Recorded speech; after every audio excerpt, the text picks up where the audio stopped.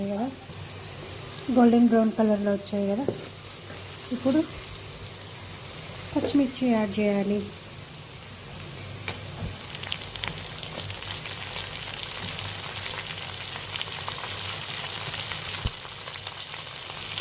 బిర్యానీలో కొన్ని టమాటాలు ఎక్కువ పడతాయండి.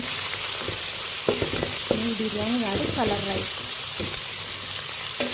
టమాటా రైస్ అనుకోండి. మీరైతే ఏం పేరు పెడతారో కామెంట్ చేయండి, ఓకేనా. ప్రాసెస్ చూసి మసాలా పేస్ట్ చూసారా, ఎండు కొబ్బరి, అల్లం, తెల్లుల్లిపాయలు అంటే మిక్సీ కొట్టి దీంట్లో ఒక స్పూన్ వేయాలి. స్పూన్ అంటే స్పూన్ కాదు, నేను వేసేలాగా మీరు కూడా వేసుకోండి.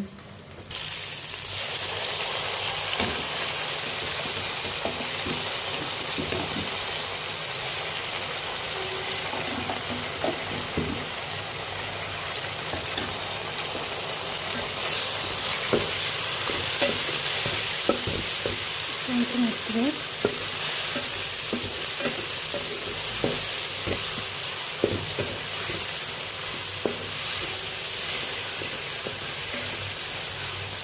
ఇది బాగా పచ్చివాసన పోయేలాగా వేసుకొని ఆ తర్వాత టమోటాలు వేసుకోవాలి. బాగా మగ్గింది కదా, ఇప్పుడు టమోటాలు వేసేసుకోవాలి.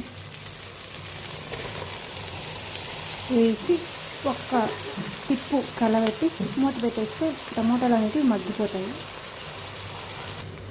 చూసారా, టమోటాలు మెత్తగా అయిన తర్వాత పుదీనా, కొత్తిమీర, కొంచెం అంటే కొంచెం కరివేపాకు వేసుకోవాలి. ఇట్లా మసాలాలు అంటూ ఏముండవండి, ఇంతే మసాలాలు.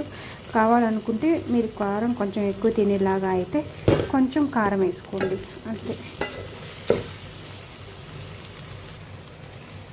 చూసారా, కొత్తిమీర, పుదీనా, కొంచెం కరివేపాకు, ఇలా ఆయిల్ పైకి వచ్చిన తర్వాత చూసారా, ఆయిల్ పైకి వస్తాను కదా, అలా పైకి వచ్చిన తర్వాత దీన్ని చల్లారబెట్టి మిక్సీకి వేసేసుకోవాలి. ఎందుకంటే అందరూ టమోటాలు, పుదీనా, కొత్తిమీర ఇవన్నీ తినరు కదా, అన్నీ తీసి పక్కన పెడుతుంటారు. అదే మనం మిక్సీకి వేసేసామనుకో దాంట్లోనే కలిసిపోతుంది. అట్లా మనం దీంట్లో వేయడం, ఇట్లా మిక్సీకి వేయడం వల్ల అన్నీ తిన్నట్టు ఉంటుంది కాబట్టి నేను మిక్సీకి వేస్తాను.